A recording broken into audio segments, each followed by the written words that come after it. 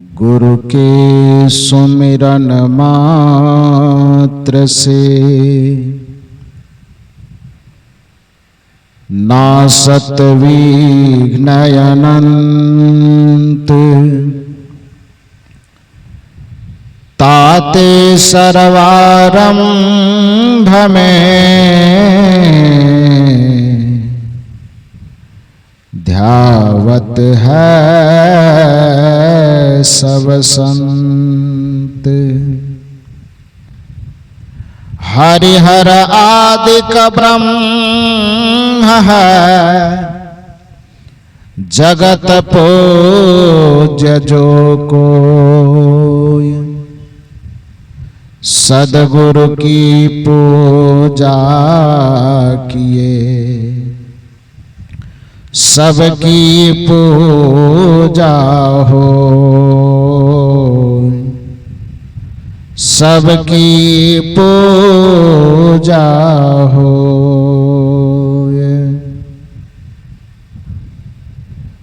मेरे हल्का इको बढ़ाइए, इको इको।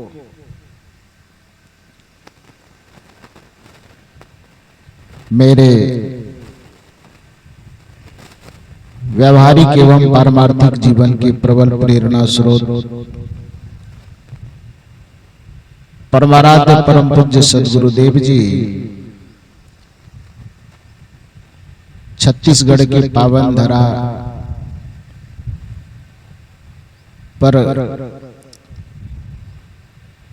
जिला दुर्ग के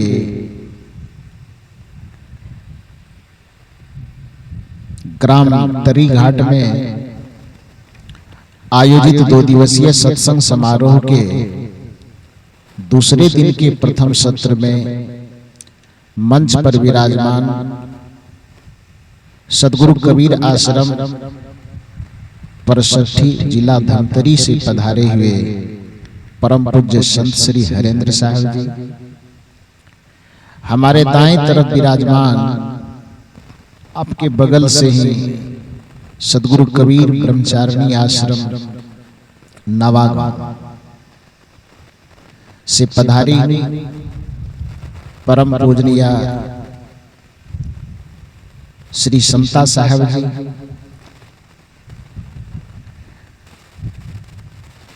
एवं मंचासीन बुद्ध मंगल में संत समाज, इस परिवर्तक स्थल पर विराजमान अध्यात्म प्रेमी सज्जनों तथा देवियों, इस मंच के माध्यम से विभिन्न संत गुरुजनों के द्वारा बहुत सुंदर सुंदर विचार हम लोगों को सुनाए जा रहे थे। उसी निवेदन की कड़ी में थोड़ी देर मैं भी आपसे निवेदन करूंगा। हमारा और आपका जीवन 2 हिस्सों में बटा हुआ है, एक शारीरिक हिस्सा और दूसरा आत्मिक हिस्सा। शारीरिक हिस्सा के क्रियाकलाप को हम व्यवहार कहते हैं और आत्मिक हिस्से में किए गए समस्त क्रियाकलाप को हम परमार्थ कहते हैं। दोनों के सुखद संयोग जब तक बने रहते हैं तब तक हमारा जीवन चलते रहता है, और जिस दिन किसी कारण से इस शरीर और आत्मा दोनों का विच्छेद हो जाता है, संबंध अलग अलग हो जाता है, उस दिन हमारे जीवन का अंत हो जाता है और हम मृत्यु को उपलब्ध हो जाते हैं। प्रकारांतर से इसी बात को कहें तो जड़ और चेतन के संयोग का ही नाम जीवन है। सांख्य दर्शन की भाषा में कहें तो प्रकृति और पुरुष के संयोग का ही नाम जीवन है। गीता की भाषा में कहें तो आत्म और अनात्म के संयोग का नाम जीवन है। क्षेत्र और क्षेत्रज्ञ के संयोग का नाम जीवन है। और सद्गुरु कबीर साहब की भाषा में कहे तो हंस और काया के संयोग का नाम जीवन है। जब इन दोनों के संयोग से हमारा और आपका जीवन चल रहा है तो निश्चित है कि हमें दोनों के लिए कुछ न कुछ परिश्रम करना चाहिए। विडंबना की बात यही है कि अभी तक हम शरीर को तो समझ रहे हैं, लेकिन ये शरीर जिसके बदौलत टिका हुआ है हम उसकी ही अवहेलना कर देते हैं, उसको हम समझ नहीं पाते और समझने के लिए हम तैयार भी नहीं होते। शरीर से संबंधित कार्यों में ही हमारे जीवन का 99% समय बीत जाता है। 1% भी हम आत्मा के स्मरण में, आत्मा के चिंतन में, आत्मा के शोधन में लगाना नहीं चाहते। और कोई लगाता है तो उसको दुनिया वाले लोग पागल समझते हैं, इसको कोई काम धंधा नहीं है, बेरोजगार बैठा हुआ है, इसीलिए माला जप रहा है, सत्संग कर रहा है, संत की संगति कर रहा है, ईश्वर भगवान की चर्चा कर रहा है। इससे बढ़िया कुछ रुपया कैसे बढ़े, बिजनेस कैसे बढ़े, व्यापार कैसे बढ़े, इसकी बात करे तो फिर लोग कहते हैं बहुत समझदार आदमी, अपने काम से मतलब रखता है, काम के अलावा एक रत्ती भी इधर उधर की बात नहीं करता है। व्यवहारिक दृष्टिकोण से ऐसा होना भी चाहिए कि व्यक्ति को अलूल जलूल बोलना नहीं चाहिए, किसी के निंदा में, किसी के शिकायत में व्यर्थ का नहीं पड़ना चाहिए, बेमतलब का झूठ नहीं बोलना चाहिए, बेमतलब का किसी के बीच में लड़ाई झगड़ा विवाद नहीं लगाना चाहिए, इसकी शिकायत उसके पास, उसकी शिकायत उसके पास नहीं करना चाहिए। वहां तक यदि हम सोचते हैं कि व्यर्थ की बातों में हम नहीं पड़ते तो यहां तक तो ठीक है कि किसी की शिकायत न करना ये ठीक है, व्यर्थ में किसी की निंदा न करना ये ठीक है, व्यर्थ में किसी एक दूसरे को नीचा दिखाने का प्रयास न करना यह भी ठीक है।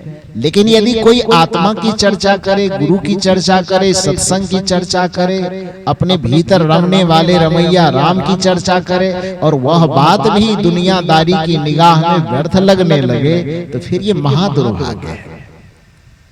सौभाग्य की बात यह है कि शरीर और आत्मा का जब तक संयोग हमारे पास है तब तक हम अपने परिश्रम से, माता पिता के दिए हुए शिक्षा के माध्यम से, परिवार और समाज के द्वारा दिए हुए शिक्षा और प्रेरणा के माध्यम से हम व्यवहार को संवारने का तो प्रयास करते ही हैं और करना भी चाहिए, उसमें कोई बुरी बात नहीं है। लेकिन इतना ध्यान रखना है कि हमारे जीवन का सारा हिस्सा शरीर और शरीर से संबंधित कार्य नहीं है, हमारे जीवन का आधा हिस्सा आत्मा और आत्मा से संबंधित है। जिस दिन यह आत्मा शरीर को छोड़ दे तो फिर ये शरीर का महत्व कुछ भी नहीं रह जाएगा। कहा जाता है कि एक बार शरीर के सभी अंगों में आपस में विवाद हो गया। जब आदमी में हो सकता है तो शरीर की जितनी इंद्रियां हैं उसमें विवाद क्यों नहीं हो? कथा बनाई गई, अब कथा सच हो झूठ हो मतलब इससे नहीं है, मतलब है कि वह प्रेरणादायक है, अच्छी प्रेरणा देने की नियत से ये कथा गढ़ी गई। कथा क्या है कि चूंकि हमारे शरीर में 14 इंद्रियां हैं, 5 ज्ञानेंद्रियां, 5 कर्मेंद्रियां और 4 अंतःकरण इंद्रियां। ज्ञानेंद्रियां जो आंख कान नाक मुंह जीभ त्वचा है, कर्मेंद्रियां जो हाथ पैर इत्यादि है, और अंतःकरण इंद्रियों के अंतर्गत आता है मन, बुद्धि, चित्त और अहंकार, ये 4 इंद्रियां हैं। तो सब मिलाकर के कितना हुआ? 14। 5 ज्ञानेंद्रियां, 5 कर्मेंद्रियां और 4 अंतःकरण इंद्रियां। 14 इंद्रियों में एक दिन किसी बात को लेकर के विवाद हो गया। विवाद का मुद्दा क्या था कि सब अपना अपना महत्व ज्यादा करत। आंख कह रहा था कि हमें पोषण थोड़ा ज्यादा मिलना चाहिए, विटामिन प्रोटीन का। क्यों? का इसलिए कि मेरा वैल्यू ज्यादा है, यदि हम न रहे शरीर के अंदर तो फिर दुनिया अंधेरा है, फिर तो कुछ नहीं रहेगा। कान ने का चुप मतलब की बात करता है। अरे तुम रोड पे चलता है, रास्ते में चलता है तो एक ही तरफ देखता है ना, हम तो दाएं बाएं आगे पीछे हर तरह का ख्याल रखते हैं। तो मेरा महत्व ज्यादा है कि नहीं? रास्ते में चल रहे हैं आप तो आंख तो बस आगे देख रही है, दाएं बाएं तो देख नहीं रही। कान ने कहा कि तू कह रहा है कि हमको इस शरीर से विटामिन प्रोटीन ज्यादा मिलना चाहिए। कान ने कहा चुप, तुम्हारा महत्व ज्यादा कैसे हो जाएगा? रास्ता चलते चलते तू एक दिशा में देखता है, लेकिन हमारी तो हम चारों तरफ चौकन्ना रहते हैं। आगे की बात, पीछे की बात, दाएं की बात। रास्ते से चल रहे, पीछे से कोई हॉर्न बजाता तो पीछे की बात सुनते हैं कि नहीं सुनते? दाएं से कोई जा रहा है, बाएं से कोई जा रहा, तो हमारा क्षेत्र जो है, कार्य का क्षेत्र थोड़ा विस्तार है। तुमसे मेरा महत्व ज्यादा है। पैर ने कहा कि बड़ा डींग हाँक रहे हो, तुम कह रहे हो कि हम ज्यादा देखते हैं, तुम कह रहे हो हम ज्यादा सुनते हैं, ये तो डींग मारना हुआ। अरे मेरा महत्व ज्यादा है। पैर कह रहा मेरा महत्व ज्यादा है, क्योंकि मैं पूरे शरीर के भार को संभाला हुआ हूँ। इतने बड़े वजनदार शरीर को दिन रात में ढोते रहता हूँ, यहाँ से वहां, वहां से वहां ले जाता हूँ। मेरा महत्व ज्यादा है, मेरा सम्मान ज्यादा होना चाहिए। हाथ ने कहा अच्छा एक बात बताओ, पूरे शरीर को ढोवो, आंख देखता रहे, कान सुनता रहे, ये हाथ रहे ही नहीं, कोई किसी का काम ही नहीं कर दे, तो फिर आदमी को आदमी वैल्यू क्यों देगा? तो पूरे शरीर का वैल्यू तो हाथ के कारण है। हाथ नहीं रहे तो कर्म हो ही नहीं सकता है। तो हम ज्यादा महत्वपूर्ण हैं इस शरीर का, इसलिए मेरा वैल्यू ज्यादा होना चाहिए। मतलब यह है कि जितनी इंद्रियां हैं सब आपस में लड़ रही कि मेरा महत्व ज्यादा, तो मेरा महत्व ज्यादा। और जहां पर चाहे वह परिवार का संगठन हो, चाहे वह शरीर का संगठन हो, चाहे वह साधु का संगठन हो, किसी समिति का संगठन हो, कि समाज का संगठन हो, जहां पर मेरा महत्व ज्यादा और किसी दूसरे का महत्व कम है, इस तरह का मूल्यांकन होना शुरू हो जाता है, तो उस संगठन में विघटन होना आवश्यक है। वो विघटन होना शुरू हो जाता है। नियम यह कहता है कि सबका अपने अपने जगह पर मर्यादा है और सबका अपने अपने जगह पर महत्व है। जितना महत्व तलवार का है उतना ही महत्व सुई का भी है। सुई यह न समझे कि हम छोटा है और तलवार बड़ा है, तो हम छोटे हो गए और तलवार बड़ा हो गया। और तलवार को कभी अभिमान नहीं करना चाहिए कि हम बड़ा हैं और सुई छोटा है। अरे भैया, जिस समय कपड़ा फटेगा तो तलवार धरा रह जाएगा, तलवार का वहां पर कोई उपयोग होने वाला नहीं है। और सुई को भी अभिमान नहीं करना चाहिए कि कपड़ा फटेगा तो हम ही काम में आएंगे। ठीक है, कपड़ा फटने पर सुई का काम होगा, किंतु यदि किसी वृक्ष को काटना होगा तो उस जगह कुल्हाड़ी ही उपयोग में आएगा, तलवार ही उपयोग में आएगा, उस जगह सुई का कोई काम नहीं हो सकता है। यह बात सच है कि आंख अपने जगह पर महत्वपूर्ण है। देखने की आवश्यकता पड़े तो आंख का महत्व बढ़ जाएगा, सुनने की आवश्यकता पड़े तो कान का महत्व बढ़ जाएगा, चलने की आवश्यकता पड़े तो पैर का महत्व बढ़ जाएगा, कुछ कर्म करने की आवश्यकता पड़े तो हाथ का महत्व बढ़ जाएगा, कुछ सूंघने की आवश्यकता पड़े तो नाक का महत्व बढ़ जाएगा। इसका ये मतलब नहीं है कि इसमें कौन महत्वपूर्ण कौन कम महत्वपूर्ण, सब अपने अपने स्थान पर महत्वपूर्ण है। तो उसी प्रकार से घर और परिवार में जितने सदस्य हैं, आप पति हैं, पत्नी हैं, बेटे हैं, माँ है, बहू है, ननद है, भाभी है, उस सबका अपने अपने जगह पर महत्व है। सास को ये नहीं कहना चाहिए कि हम ज्यादा महत्वपूर्ण हैं, और बहू को भी यह दावा नहीं ठोकना चाहिए कि इस घर में हम ज्यादा महत्वपूर्ण हैं। अपनी अपनी मर्यादा सबकी है। अभी श्री साहब जी बता रहे थे कि बहू रानी को ये समझना चाहिए कि हमारे माथे में जो बिंदी चमकती है, हमारे हाथ में जो कंगन खनकती है, हमारे चेहरे पर जो अच्छे अच्छे वस्त्र पहने जाते हैं, तो वो सासू माँ की कृपा से जो उनका पुत्र हमें पति के रूप में मिला है, उसके बदौलत ये मिलता है। ठीक है, अपने जगह पर ये महत्वपूर्ण है, अपने जगह ये बात महत्वपूर्ण है कि सासू माँ यदि इस धरती पर न होती तो हमारे जीवन के जो श्रृंगार बने हुए हैं, हमारे जीवन को जो शोभा देने वाला है, एक स्त्री को इस धरती की सबसे बड़ी जो पहचान है माँ के रूप में, यदि वह पति न होता तो माँ के रूप में किसी स्त्री को पहचान नहीं मिल पाती। और स्त्री की पूर्णता उसकी बेटी होने में नहीं है, स्त्री की पूर्णता उसके बहन होने भी नहीं है। स्त्रीत्व की पूर्णता तब होती है जब वह माँ बनती है। तब मातृत्व शक्ति में जिस दिन वह उतर जाती है, उस दिन स्त्री इस धरती पर पूर्ण हो जाती है। तो मातृत्व भूमिका में उतारने के लिए जिसने अपने पुत्र को आपके हाथ में सौंप दिया, जीवन भर आपकी सुरक्षा कर रहे हैं, आपके मान प्रतिष्ठा स्वाभिमान की रक्षा कर रहे हैं, उस पति को देने वाली सास है तो निश्चित है कि उस सास का महत्व बहुत ज्यादा है। यह सुनकर के सास का मन फूल की फुलौड़ी नहीं हो जाना चाहिए। सास का अपने जगह पर महत्व है तो बहू क्या कहीं आसमान से तो टपक नहीं गई, उसका भी महत्व अपने जगह पर है। एक बहू ने पत्नी ने अपने पति से एक सवाल किया और सवाल यह किया जिसका जवाब हमको लगता है कि जब तक धरती रहेगी दुनिया का कोई पति, दुनिया का कोई पुरुष नहीं दे पाएगा। उसका जवाब शायद दे ही नहीं पाएगा, कभी हो ही नहीं सकता है। कुछ लोग मुझसे सवाल करें कि स्त्री के दो रूप यदि आपके सामने हो, एक पत्नी का रूप, एक मां का रूप, दोनों के विषय में आप क्या कहना चाहेंगे, दोनों की क्या परिभाषा देंगे?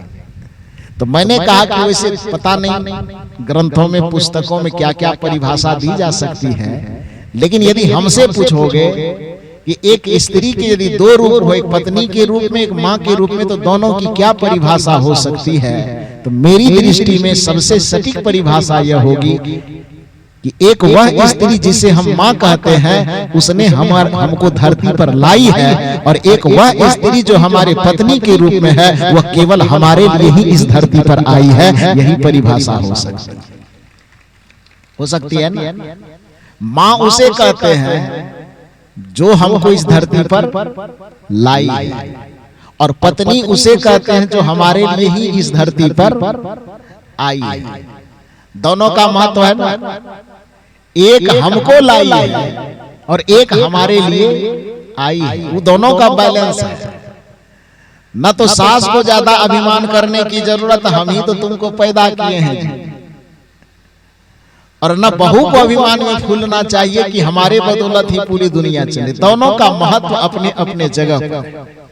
और यदि किसी सास को लगता है कि नहीं बहू का मतलब है उसको बस पैर के नीचे ही रगड़ते रहना, तो एक बात सवाल है बहू लोगों का, आप लोग मुझ पे खुश होइएगा, वकालत कर रहे हैं। क्या सवाल है? एक स्त्री पति के लिए ही कैसे आई है, पुरुष के जीवन को संवारने के लिए अपने अस्तित्व को कैसे मिटा देती है? एक स्त्री ने सवाल किया कि मस्तक किसका है?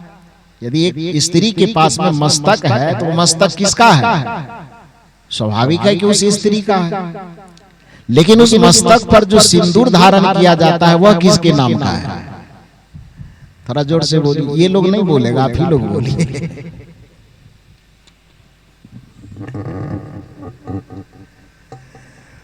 तो आपका जो मस्तक है वो आपका है, स्त्री का मस्तक स्त्री का ही है, लेकिन उस मस्तक पर जो सिंदूर धारण किया जा रहा वह किसके नाम का है? पति के नाम का। हाथ स्त्री का है, लेकिन इस हाथ में जो कंगन पहना गया वह किसके नाम का है? आप लोग भी जोर में जोर मिला दीजिए थोड़ा। सोच रहे हैं कि मेरी वकालत तो हो नहीं रही, हम क्यों बोले? तो कलाई है स्त्री का, लेकिन इस कलाई में जो कंगन पहना गया है वो पति के नाम का है। गला है स्त्री का, और इस गले में जो मंगलसूत्र पहना गया है वह किसके नाम का है? हाँ, तब देखो नीचे से जोर से बोल रहे। अभी तुम लोग उस लाइन में पहुंची नहीं हो, नंबर आएगा। तो गला है स्त्री का, और गले में जो मंगलसूत्र पहना गया वह किसके नाम का? पति का। पैर है स्त्री का, उस पैर में जो पायल पहना गया है वह किसके नाम का? पति का। और उंगली में जो पहनते पैर वाला उंगली में उसका क्या नाम है? वह किसके नाम का पहने हैं? पति के नाम का। छोड़ दो, ये तो बाहरी आभूषण हो गया। यहां तक जो पेट है, ये पेट किसका है? स्त्री का। अब पेट में जो बच्चा आया है वह किसके नाम का? अरे हंसने वाली बात नहीं है, स्वाभाविक है। बताओ, वो जो बच्चा पालन पोषण मां कर रही है अपने गर्भ में, पेट उस मां का है, उस पेट में 9 महीने बच्चे को मां रख रही है, लेकिन जैसे ही वह बच्चा बाहर आता है तो वहां नामांकन जब होता है, वंश का नाम, खानदान का नाम जब चलता है, तो वह किसके नाम से जोड़ा जाता है? पिता के नाम से, स्त्री का जो पति होगा उसके नाम से। सोचो, इनका सवाल है, स्त्री जाति का सवाल पुरुष जाति से है। स्त्री कहती है कि मांग मेरा, सिंदूर तुम्हारे नाम का, कलाई मेरी, इसमें पहना हुआ कंगन तुम्हारे नाम का, पैर मेरा, इसमें पहने जाने वाला पायल पुरुष के नाम का, पति के नाम का, गला मेरा, इसमें पहना जाने वाला मंगलसूत्र पति के नाम का, पुरुष का नाम का, यहाँ तक कि पेट मेरा, इस पेट में जो बच्चा पाला जा रहा है 9 महीना, पीरा ढोया जा रहा है उस बच्चे का 9 महीने तक, वह बच्चा निकलने के बाद भी आपके वंश का नाम उस पति के नाम से हो जाता है। जो स्त्री जन्म लेने के साथ अपने अस्तित्व में आती है, लेकिन पति के साथ जुड़ने पर अपना पूरा अस्तित्व ही मिटा देती है, उस पत्नी को महत्व देना चाहिए कि नहीं देना चाहिए? नहीं देना चाहिए। अरे उसने तो अपना जीवन ही खपा दिया आपके लिए, मांग दे दिया आपको, हाथ दे दिया आपको, पैर दे दिया आपको, गला दे दिया आपको, उसका ना कोई नाम रहा ना कोई अस्तित्व रहा, सब चीज है उसका, लेकिन उस पर अधिपत्य दे दिया आपका, आपके चिन्हों का, सिंदूर लगाया माथे में, आपके चिन्ह को स्वीकृति दे दी, गले में मंगलसूत्र पहना, वो आपके नाम का लटका लिया, वो गले में झूला झूला रही है। तो अपने पूरे जीवन का अस्तित्व पर जो आधिपत्य आपका दे दिया, आपका हस्ताक्षर उन्होंने पूरे जीवन पर कर लिया, तो जो अपने पूरे जीवन को गला करके आपने मिला दिया है, उस पत्नी का भी महत्व जीवन में है। इसलिए माँ की अपनी भूमिका तो है ही, लेकिन माँ की भूमिका के साथ साथ पत्नी की भी भूमिका जीवन में गृहस्थ मर्यादा में माना जाना चाहिए। सास अपने जगह पर मर्यादित है और बहू अपने जगह पर मर्यादित है। सास इसलिए सम्मानित होना चाहिए क्योंकि हमारे जीवन को सजाने वाले, संवारने वाले, हमारे जीवन के मान, अभिमान, स्वाभिमान की रक्षा करने वाले एक पति का दाता वह माता और सास और ससुर ही है। इसलिए उसको देवी और देवता समझ करके सदैव उसका सम्मान करना चाहिए, सदैव उसका आदर करते रहना चाहिए। लेकिन ध्यान रखना चाहिए उस सास और ससुर कहलाने वाले लोगों को भी कि एक अनजान घर में जन्म ली हुई लड़की हमारे घर में आकर के हमारे मान को, स्वाभिमान को, वो अपना मान और स्वाभिमान बना करके हमारे घर को मंदिर की तरह वह सजाती, संवारती और सींचती है। इसलिए सास और ससुर कहलाने वाले लोगों को भी ये ध्यान रखना चाहिए कि हमारे घर में आई हुई जो वो लड़की है, वो हमारी केवल नौकरानी नहीं है, बल्कि हमारी बहुरानी है। उसको बहुरानी का दर्जा देकर के उसका सम्मान करना चाहिए। तो बहुरानी का कर्तव्य है कि सास और ससुर की सेवा करे, और सास और ससुर का यह कर्तव्य है कि वो बहुरानी का सदैव आदर और सम्मान करे। ऐसा नहीं कि हम सास और ससुर समझ करके उसको रौंदते चले जाएं, और रौंदेंगे तो एक बात जान लीजिए, अंग्रेज जब बहुत रौंदा ना भारतवासी को, तो पूरे भारतवासी ने असहयोग आंदोलन, सविनय अवज्ञा आंदोलन शुरू कर दिया। समझते हैं? सविनय अवज्ञा आंदोलन। अवज्ञा का मतलब क्या होता है? अवज्ञा का मतलब था आज्ञा न मानना को अवज्ञा कहा जाता है।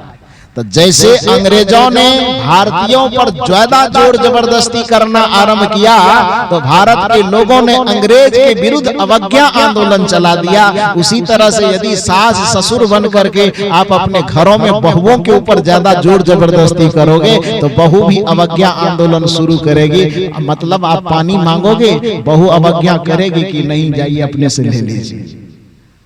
ज्यादा जोर जबरदस्ती करोगे, ज्यादा डांटोगे, फटकारोगे, अलून जलून बोलोगे, तो वह बहू आपकी अवज्ञा शुरू करेगी। वह जैसे ही आप कहेंगे कि भूख लगी है, गरम गरम रोटी चाहिए, बहू कहेगी सुबह बना के रखे हैं, खाना है खाओ, ना खाना है मत खाओ। अवज्ञा शुरू हो जाएगी। अवज्ञा का मतलब ही होता है आज्ञा को न मानना। नीति यह कहती है जब भी किसी के ऊपर ज्यादा अत्याचार किया जाता है, ये हमारा भारत का इतिहास बता रहा है कि भारतीयों पर अंग्रेजों ने ज्यादा जुल्म करना आरंभ किया, तो भारत के लोगों ने कौन सा आंदोलन चलाया? सविनय अवज्ञा आंदोलन। उसी तरह से घर में, परिवार में जो हमें बड़े रिश्तों में बड़े कहलाते हैं, पदों में बड़े कहलाते हैं, यदि वह हद से ज्यादा हमें दबाने लगे, कुचलने लगे, हमारे स्वाभिमान को ठेस पहुंचाने लगे, तो जिसके स्वाभिमान पर ठेस पहुंचता है, देर सवेर ही सही, लेकिन वह अवज्ञा आंदोलन करना शुरू कर देता है, हमारी बातों को काटना शुरू कर देता है, हमारी बातों को नजरअंदाज करना शुरू कर देता है। तो इसलिए इस बात का भी हमें ध्यान रखना है कि हम बड़े रिश्ते में हम बड़े हैं, उम्र में बड़े हैं, तो निश्चित है कि छोटे लोगों को सम्मान तो करना ही चाहिए, लेकिन बड़े लोगों को भी यह ख्याल रखना चाहिए, बड़े रिश्ते वाले को भी यह ख्याल रखना चाहिए कि छोटे लोगों का भी अपना कोई स्वाभिमान है, अपना कोई सम्मान है। हमारे वजह से जो रिश्तों में हमसे छोटे हैं, उसके स्वाभिमान और सम्मान पर ठेस नहीं पहुंचना चाहिए, या बड़े रिश्तेदारों को भी ख्याल रखना चाहिए। तो खैर, मूल रूप से मैं ये कहना चाह रहा था कि हमारे व्यवहारिक जीवन का व्यवहार पक्ष है, उसको तो लोग लगभग जी लेते हैं किसी न किसी भांति से। परमार्थ के बारे में, आत्मिक जीवन के बारे में वह सोच नहीं पाता है। व्यवहारिक जीवन को मधुरता के साथ जीने के लिए, व्यवहारिक भगवान की पूजा, जो अभी हमारे पूज्य श्री हरिद्र साहब जी बता रहे थे, वैसे पूजा का अर्थ लोगों ने समझा कि किसी मूर्ति के सामने हमने फूल चढ़ा दिया तो पूजा हो गया, किसी चित्र के सामने हमने दिया जला दिया वो पूजा हो गया। वो पूजा कैसे हुआ भाई? वो तो पूजा के नाम पर एक प्रकार का क्या कहेंगे कि जैसे बच्चे को खेलने के लिए हम खिलौना देते हैं, उसी तरह से धार्मिक विधान में एक तरह से आध्यात्मिक खेल कहिए, बच्चों का खेल, शुरुआती दौर। चूंकि पूजा का अर्थ वह नहीं होता जो हम मानते हैं। पूजा का अर्थ किसी के सामने फूल चढ़ा देना पूजा नहीं होता है, वो आदर है, वो सम्मान है। किसी के सामने दिया दिखा देना, किसी के सामने अगरबत्ती जला देना, वह पूजा नहीं है, बल्कि वह किसी का आदर है, किसी का सम्मान है। वस्तुतः पूजा का अर्थ जो होता है, वो पूजा का अर्थ होता है पूज्य का आचरण करना, पूज्य के आचरण का अनुकरण करना पूजा कहलाता है। ध्यान दीजिए, संस्कृत साहित्य में पूजा का अर्थ किया गया पूज्येषु अनुरागो भक्ति ही। पूज्य के प्रति हृदय के अनुराग भाव को भक्ति कहा जाता है। जिस व्यक्ति को हम पूज्य मानते हैं, जिस व्यक्ति को हम आदरणीय मानते हैं, उनके दिव्य गुण आचरण का यदि हम अनुकरण करना आरंभ कर दें, तो सच्चे अर्थ में उसको पूजा कहा जाता है।